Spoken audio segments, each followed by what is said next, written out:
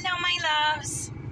Today I want to talk about faith again and fear of the future, because faith is so important to me right now, and it's not something that I've had. I talk about being raised an atheist, but I don't think people understand the level of atheism I was raised in. We were not allowed to speak about God. If we did, it was supposed to be in a negative way. I was told that anybody that believed in God was stupid, crazy. And so I spent most of my life feeling like most of the people in the world, there was something wrong with them. And so I felt disconnected and traumatized childhood. So I needed to be in control a lot. That's a normal thing for traumatized people. So if you find that you are constantly controlling your situation, then you might look at maybe doing some trauma healing, because we cannot control anything really. And once you have faith, you learn that. So that's one of the beautiful things about having faith for me right now, is it allows me to let go of control, because I know that God's in control. And people that know me from my past understand that me even speaking about God is wild.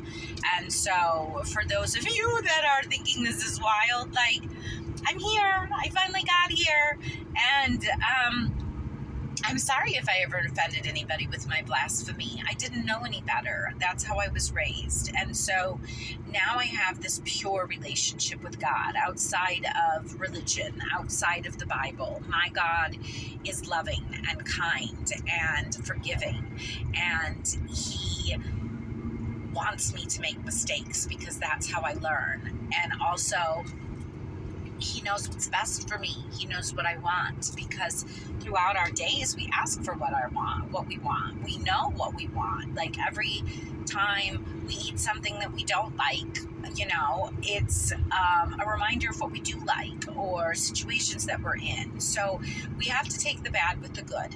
And I think right now we're in a place where the future probably looks bleak. I don't know, because I'm not really involved with what's going on in the world. I have removed myself from politics and the news, because I understand that consumption is not just about food. It's about what you watch. It's about what you listen to. And so I'm in a place where I consume high vibrational things most of the time. I still like some junk food, but for the most part, high vibrational things. So I used to watch horror movies and crime movies and loved that stuff. Can't tolerate it now. I used to love, music that talked about sex and violence and, just very low vibrational stuff. And I loved it. And, that's how we all are, especially here in America, is we have this low vibrational stuff. The food in this country is wild. I once left French fries in the back of a car for 5 years from McDonald's, because our car broke down. We put it in the garage, and then eventually my ex fixed it up, and so when he brought it out of the garage, I did a little cleaning in the back pockets, and there were French fries that our kids had left 5 years ago. They had not changed.